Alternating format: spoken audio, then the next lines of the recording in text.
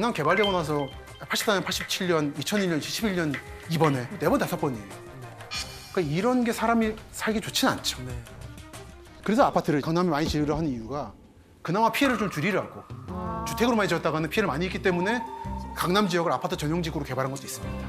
그러니까 이번 수재 얘기를 잠깐 이어가면은 서울이면 강남에 비가 많이 오다 보니까 좀 화제가 됐지만 정말 비 피해가 심각한 거는 바닷가 도시들입니다. 동해나 부산이나 인천들. 이런 데는 간조만조라는 게 있어요. 밀물썰물. 밀물 때 폭우 내리면 이건 최악입니다. 특히 태풍 내릴 때 만조 차면은 이거는 그때 우리가 뉴스에 듣게 되는 거죠. 맞아요. 부산 지역이 침수했다라든지 인천 지역이 난리가 났다. 제가 강원도 동해시 청국동에서 19살 때까지 살았었어요. 네. 고등학교 2학년 때 네. 태풍 매미가 와서 제가 그 다니던 그 길목이 아예 침수가 돼서 얼마나 제가 불리했나요? 한 허벅지까지, 네, 허벅지까지 침수가 돼서 제 눈앞에 쓰레기통이 떠다니고 막 그런 걸 보면서 막 길을 건넜던 기억이 그렇죠. 있거든요. 맞습니다. 저도 호수 때 고속터미널에 잠겨가지고 강남이 네. 그때 지하상가가 전부 침수되고 그때 떨이 판매했던 기억이 나요. 다 처음이어가지고 그때 여기 유려 잠겼습니다. 제가. 그리고 고수부지를 갔는데 한강 고수부지들은 굉장히 두꺼운 철문을 막혀 있습니다. 이게 진흙이 하류 지역이다 보니까 많이 떠내려오거든요. 이게 뚫을 수가 있어요. 진흙이 무게로. 그래서 그걸 막기 위해서 엄청난 두꺼운 철문이 있는데 이게 열린 직후에 들어가 봤어요. 어린 마음에. 가서 뻘에 이렇게 한 발을 내딛는 순간 여러분 개펄 가시면은 위험하잖아요. 바람 빠져서 그 느낌이더라고요. 아, 내가 죽는구나 생각을 좀 처음 했습니다.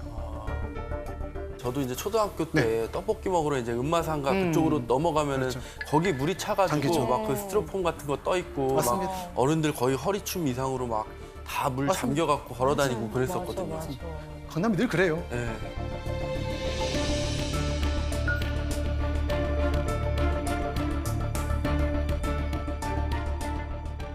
강남 지역 하면 홍수죠. 네. 강남 하면 전 제일 심각했던 홍수가 1925년, 지금부터 97년 전이네요. 97년. 그때 홍수죠. 조선총독부가 낸 책이 하나 있습니다. 1925년 을충년 조선의 홍수라는 책입니다. 너무 피해가 심각해서 이거를 책을 알려서 구제 양상을 홍보를 해야 될 만큼 민심이 흉흉해진 거예요. 우와, 얼마나 심했길래요? 얼마나 심했냐면은 여러분들 이촌동 아시죠? 용산 쪽에. 네. 서부 이촌동, 동부 이촌동 있죠. 중부 이촌동이 있었습니다. 중부이죠. 중부이죠. 이 동이 사라져 버렸어요. 이 을충 홍수 때. 물난리 때문에. 물난리 때문에 사라졌어. 세상에. 우와. 어머 진짜 다 잠겼네. 이게 지금 마포 쪽에서 강을 바라본 거죠. 이게 말로만 듣던 주택 전체가 강 아래에 아예 잠겨 있던. 잠겨버렸네. 조선 때 용산이 아닌 일제 때 개발한 용산 지역은 다 잠긴 거죠. 한국의 많은 기상 이변에서 이게 기준이 됩니다. 이때보다 많다 적다 하는 식으로. 이번에 서울 물난리가 선생님 시간당 400mm 정도가 왔잖아요. 이 당시 때는 그러면 시간당 몇 미리가 왔길래 저렇게 잠긴 겁니까? 7, 800mm라고. 7, 800. 그리고 이때는 지금하고 다른 것이 댐이 없던 시절이라. 지금은 그래도 예. 댐이 있어서 댐이 수위 있죠. 조절을 할 수 맞습니다. 있으니까요. 그 이때가 안타까웠던 게 용산이나 영등포 쪽에 제방을 짓고 있었어요. 이게 무너져 버렸습니다. 이때 사람들은 그러면 혹시 어떻게? 그래서 피해자는 700명 미만, 이재민이 2만 9천 명 정도. 이게 어느 정도 규모냐면 밤에 다. 여러분 댐을 만드시면 대청호나 충주호 같은 거 대략 이재민이 3만 명 생깁니다. 그 정도 규모예요. 마을 몇 개가 사라지는 정도 규모. 그러니까 이때 서울 인구가 1,000만 명이 아니라 수백만 명 아래여가지고 그나마 피해가 덜했다는 거. 그러니까 일본인들이 조선인이 사는 고지대를 피해서 저지대에 많이 도시를 만들다 보니까 주로 이제 일본인들이 피해가 좀 많았죠. 그래서 조선인들은 상대적으로는 덜했습니다. 그나마. 지금 한강대교 남쪽에 가면 동작구 쪽에 한강 수사자 조원비라고 이때 취재했던 기자들이 너무 마음이 아파서 유령비를 세운 게 있어요. 살아남으신 분들은 어떻게 뗏목으로 이렇게 해서. 막 나무 붙잡고 그렇습니다. 이때 워낙 충격이 심해서 서울, 경기권, 양수리까지 마을들이 다 위치를 바꿉니다. 쭉 산으로 올라가요. 그때 이제 설해마을이 산 위로 올라가게 되는 거죠. 원래 반포대교 쪽에 설해마을이 있었어요. 이 지도가 굉장히 중요한 지도인데요. 저게 언제적 지도야? 와, 서울 지도네. 와. 앞으로의 한국에서 중부 지역에서 집을 살 때도 참고할 만한 지도입니다. 25년의 홍수 상황을 보여준 지도인데 요게 그 당시의 피해 상황이에요. 초록색은 다 잠긴 거예요. 우와. 여기가 강남 지역이고 아. 대치, 청남, 한티, 학동, 이관. 이쪽이 양수리, 두물리. 물리. 여기가 여의도는 다 잠기고 그리고 김포라든지 이쪽 다 잠기는 거죠.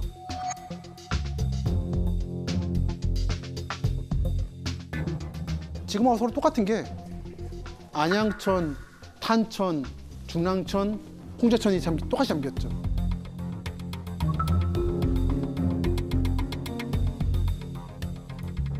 아. 그러니까 지금은 물론 이대로 피해는 안 날 겁니다. 댐도 많이 짓고 양수장도 했기 때문에. 하지만 비율은 줄었지만 이대로 퍼지는 거죠. 실제로 이번 8월 장마 때, 폭우 때도 그랬던 거고. 네. 아.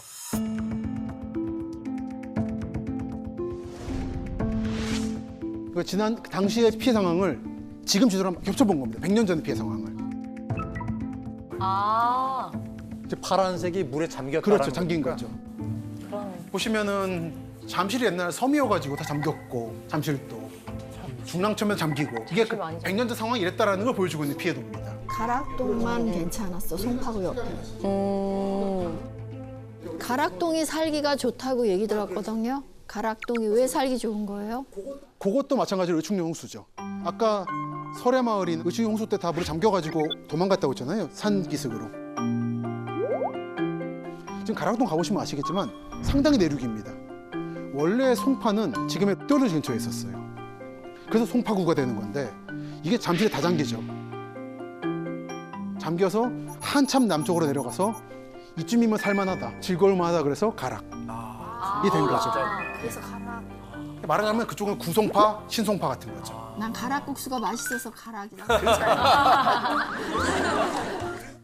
그렇게 되는 것이고, 그러니까 강남이 이번에 물 잠겼다고 해도 사실은 다 다른 거예요. 와. 그냥 그래서 제가 늘 말씀드리는 것이 걸어 다니시고 차로 다니시면 몰라요. 이 고저차를 걸어봐야 됩니다. 한번. 맞아. 그래야 여기가 평소에는 마을버스 안 와서 불편하지만 힘들고 물 난리는 안전하겠구나. 아. 청담동 이런 지역은 사실 언덕이거든요. 네. 대치, 한티, 언덕치자 써가지고 언덕이거든요. 요런데 예전에 조선시대부터 사람이 살았어요.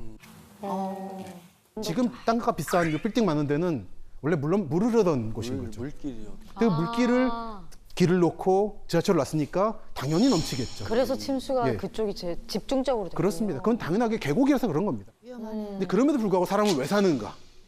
이게 사람이란 거는 실제 물리적 조건보다도 심리가 중요해서 여기가 안전한 곳이라고 하는 비싼 곳이라고 심리가 생기면은 모든 물리적 조건을 초월해 사는 거죠. 맞아요. 그런 게 재밌더라고요. 특히 요 25년 의충령 홍수 때 그때 좀 유명한 얘기가 하나 있죠. 나총호 선사라고 봉은사는 아실 겁니다. 네. 들어가시다가 일주문 들어가시기 전에 오른쪽을 보시면 절마다 부도탑이라고 있잖아요. 고승들의 그 사리를 모아두는. 그 중에 하나가 나총호 선사 부도가 있고 수해 공덕비라는 게 있습니다. 요게 청호당 부도고 요거는 주지 나총호 대선사 수해 구제 공덕비라고 이분이 구해준 사람들이 세워준 공덕비예요. 25년 홍수 때 봉은사는 안 잠겼습니다. 근데 아래 코엑스 쪽은 저지대잖아요. 네네네. 그 땅은 잠긴 거죠. 이른바 사촌이라는 건데 절 아래에서 절땅 부쳐먹는. 그래서 우선 나총호 선사가 자기 사촌 사람들이니까 우선 구했습니다. 근데 그리고 보니까 잠실 쪽이 잠겨가지고 나무가 드구루가 있었는데 나무 드구루에 사람이 100몇십 명이 매달려 있는 거예요. 줄줄줄줄. 근데 그러니까 저를 돈을 다 긁어 모아서 배를 산 거예요. 저 사람도 구하라고. 아. 그래서 배가 여러 척에 가가지고는 건지자마자 나무함으로 뿌리가 뽑아져 버렸다고. 와. 그래서 간신히 살아남아서 708명 정도가 살아남아서 그 사람들이 세운 게 저 오른쪽 비석. 다 구하신 거예요? 다 구했습니다. 와. 그래서 잠실 쪽이 피해가 덜했어요. 안 그랬으면은 아까 피해가 1000명 넘어갔을 겁니다. 을충용수 때 피해가. 대단하시다. 그러다 보니까 비석을 세운 거고 한번 여러분 봉은사 가시게 되면 어느 절을 가셔도 부도탑도 재밌는 게 많은데 특히 요것부터 하면 좀 짠하기도 하고. 그럼 좀 읽어주시겠어요? 을충년 7월 홍수로 선리, 불이, 잠실의 뽕나무밭이 큰 물에 잠기고 708인이 다급해 어찌할 바를 모르고 목숨을 구해달라 외쳤다. 나청호 대선사가 자비로움으로 이를 구제하니 그 덕을 잊을 수가 없구나. 대단하시다. 요거에서 말하는 부리가 지금의 봉은사 옆에 마을이고 잠실은 잠실이고요. 선리라는 데는 강동구 강일동하고 하남 미사지구 근처 사이 동네입니다. 배선자 써요. 그래서 뭐 배 타고 다니는 마을이었다고 해서 여기 가보면 가래 여울마을이라고 있는데 거기도 마찬가지로 홍수 때 위치 옮긴 마을입니다. 강남 지역이 워낙에 물이 쓸려고 없어지고 그러니까 여러분이 아시는 한강가의 마을이라는 건 한번 다 바깥에 생각하시면 돼요. 그만큼 피해가 컸습니다. 이런 식으로 뗏목 타고 다니면서 사람 구한 배 타고 거죠. 와. 이런 게 당시에 워낙에 이게 충격적 사건이어서 전국의 유명인들이 나청호 선사를 찬미하는 글을 모아다가지고 책을 만들었습니다. 불교의 비첩이라고. 워낙에 조선을 한번 뒤흔든 사건이었어요. 대단하시다. 을충년 대홍수 때 강남 지역만 침수를 당한 건 아니잖아요. 아니죠. 어디가 또 그렇게 침수가 당했나? 강북 지역도 침수 당하지 않았나요? 강북 지역 같은 경우는 용산 마포, 아까 말씀드린 신용산 피해가 심했고 경기권으로 넘어가면 이제 피해가 심했던 곳이 이제 하남이라든지 양수리, 남양주 쪽이고 강북 지역 같은 경우는 용산에서 인구 재배치가 됐고 그리고 그때 이제 아현이라든지 신촌 같은 신도시가 개발되는 것이고 신사동도 그때 재배치가 됩니다. 지금의 신반포라 그러면 서초구 네. 가면 아파트 단지가 하나 큰 게 있어요. 모 회사에 마크가 붙어 있는 20몇 차까지 있는데 강가에 있던 아파트 위치에 마을이 하나 있다가 홍수 때 잠깁니다. 역시나. 그래서 이 사람들이 옮긴 게 지금의 신사역 사거리예요. 거기 꽤 언덕이죠, 신사역 사거리. 네. 간장게장 골목이 있고. 네. 골목에서 살짝 내려오면은 조그만 공원이 하나 있어요. 거기에 정식 이름이 주흥공원입니다. 그게 뭐냐면은 김주용 씨가 반포 쪽의 피난민들을 위해서 신사동에다가 집을 20채를 지어주고 학교를 만들어줘요. 와. 그래서 김주용 씨가 흥하게 한 마을이라 해서 주흥동이라 이름 붙이고 공원 이름을 주흥공원이라 붙이는. 하나 더 있는 게 이제 엉구비 공원이라고 신논현 쪽에 있습니다. 모문공원처인데 거기다 가보면 김주용 씨를 추모하는 사람들이 모임에서 비석을 만드는. 그럼 혹시 네. 제가 예전에 목동에 살았었는데 목동도 침수 피해가 많았던 지역이었나요? 목동하면 침수죠. 목동하면 침수죠. 대표적인 데가 그 성내동하고 목동이에요. 아 진짜. 성내천이 치수공사하기 전까지는 난리였고 성내 맞아. 목동은 뭐 그냥 사람이 안 살았습니다. 거기는. 아. 목동에서 지금 많이 좋아. 아마 신도시 말고 엄지미 마을이라고 이렇게 사람 엄지 모양으로 생겼다 그래서 엄지미 마을이라는 데가 있어요. 여기만 사람이 살 만한 곳이었고 나머지 신시가지는 빈 땅이었습니다. 그래서 마을 양가 등이 길렀다 그래서 목동들이 있었다 그래서 목동인 거죠. 아, 지금은 남목자 쓰는데 원래는 목동이 목이더라고요. 아까 여의도도 목동이 있었다고 했잖아요. 양말산. 그러니까 크게 왕실에서 쓰는 말 같은 걸 기르는 거죠. 아, 근데 되게 이 지명들이 생각보다 되게 단순하게 만들어졌네요. 맞습니다. 양말 많았어요. 양말은 양말이고 되게 쉽게 만드셨네요. 섬이 방밭아서 밤섬이고 아니, 소가 많았으면 양소산. 그 요즘에 선생님 자연재해 때문에 유럽 같은 경우에는 가뭄 때문에 비가 안 와가지고 아, 그렇죠. 말라가지고서는 2차 대전 때 아, 침수됐던 불암이 그렇죠. 나오고 유적지가 막 발견되고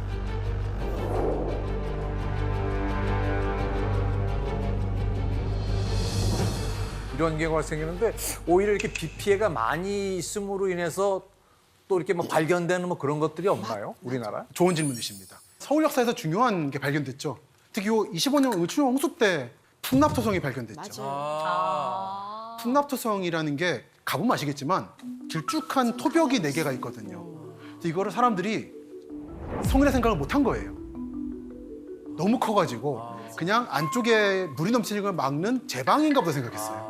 뚝처럼. 네, 맞아요. 그러다가 25년 홍수 때 암사동과 풍납동을 깎았죠. 물이, 한강물이. 그러면서 서벽이 무너집니다. 근데 그때 무너지면서 파편이 나온 거예요. 문화재, 유물들이. 그래서 이제 발굴해 보니까 여기 뭔가 있다. 진짜 풍납토성 가보시면은 디귿자로 돼 있어요. 한쪽 벽이 무너져 있습니다. 지금도 그대로 이게 복원돼 비어 있어요. 복원돼 있고 일부는 발굴하고 있죠. 네네. 최근에 땅 아래에서 서문의 흔적이 발견돼서 유적지로 또 지정될 건데 그런데 이것보다는 몽촌토성이 좀 더 형태를 갖추고 있어서 군합토성은 이 왕성을 지키는 벽이었나 보다라고. 그래서 거기를 문화재 지정을 소홀하게 했어요. 군합토성을. 그러다 보니까 성 안에 성내동, 군합동에 사람 많이 살잖아요. 네. 원래는 안 살았습니다. 그렇게까지는. 그 25년에 알아채고 그걸 지정했었어야 돼요. 안 하는 바람에 몇몇 명이 사는 바람에 그 안에 분들은 재산권 행사 못하고 문화재거든요. 거의 파면 나옵니다, 뭐든. 약간 역사적 얘기긴 한데요.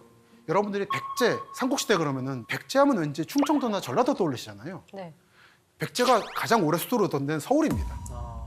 한성백제라고 거의 400~500년 있다가 피난 가서 충청도 간 거죠. 거의 백제 터에 강남이 쓴 거네요, 지금의. 아, 맞습니다.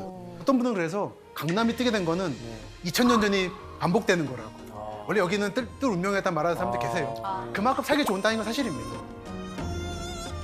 이제 그 정도로 이 25년 홍수라는 게 거대한 발견을 줬고 한편으로 문화재 손실도 준 것은 양수리 쪽이 피해가 컸다고 했잖아요. 네. 네. 양수리 하면은 다산 정약용 네. 생가가 있죠.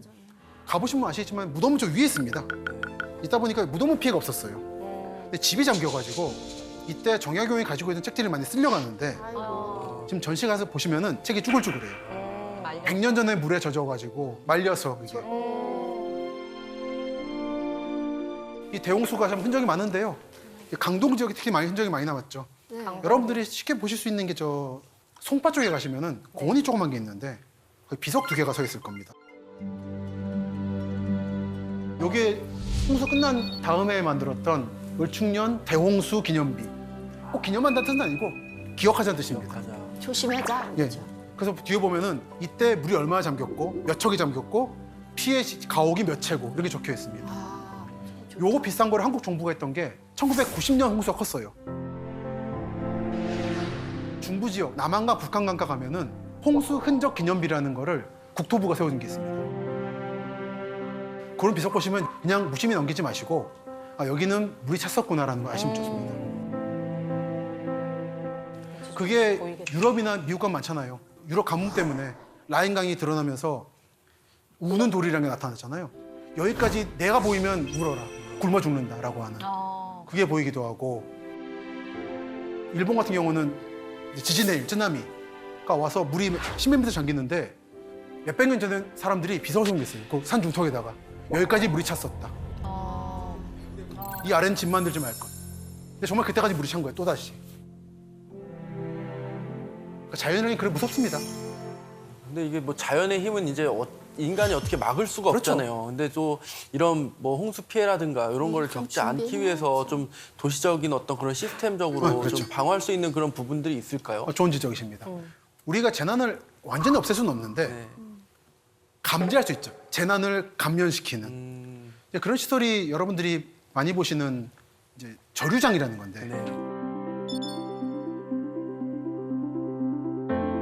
아마 여러분이 잘 아실 것은 아마 사당역에 가시면 4호선 사당역 경기도 학교로 출근하는 통학하는 학생들이 많이 버스 타는 곳이죠. 맞아. 거기 줄 쫙 서 있어요. 버스 타는 빈 땅 크게 있잖아요. 네. 그 아래가 비어있는 땅이잖아요. 거기 유사시에 물을 받아두는 곳. 강남 쪽에 그런 저류조가 많습니다. 그리고 저는 일본 쪽 사례도 공부를 했는데 도쿄 같은 경우는 수도권 외곽 방수로라고 정말 거대한 빈 창고를 만들어둡니다. 저렇게. 길이가 177m고 폭이 78m, 높이가 25m. 세계 최대 규모죠. 우와. 도쿄라는 데가 원래 저지대에 만든 도시라서 서울로 말하면 한국으로 말하면 부산 같은 곳입니다. 부산 서부 지역 사상 이런 데는 맨날 물 잠기잖아요. 그런 데라서 이렇게 만들 수밖에 없는 거예요. 결국은 이제 여러분들 지하철 공사하실 때 보시면은 물이 흘러나오는 거 많이 보실 거예요 아마. 네. 그게 빌딩 공사하거나 지하철 공사할 때 수맥을 건드린 겁니다. 근데 요즘에 그런 거를 버리지 말고 빌딩마다 저수 창고를 시설을 만들어서 화장실로 쓰고 그런 말을 많이 해요. 근데 그런 거를 강남에서 빌딩 만들거나 재건축할 때 더 많이 만들 수밖에 없습니다. 저렇게 대규모로 못 만들 거라면. 그래서 이번 홍수 난 다음에 폭우 난 다음에 사람들이 질문하는 게 또 폭우 날 거냐고 강남이 또 잠기겠냐. 당연한 겁니다. 당연한 건데 그러니까 겁먹고 살지 마시라는 게 아니에요. 최소한 조심은 하시라는 거죠. 알고는 있어라.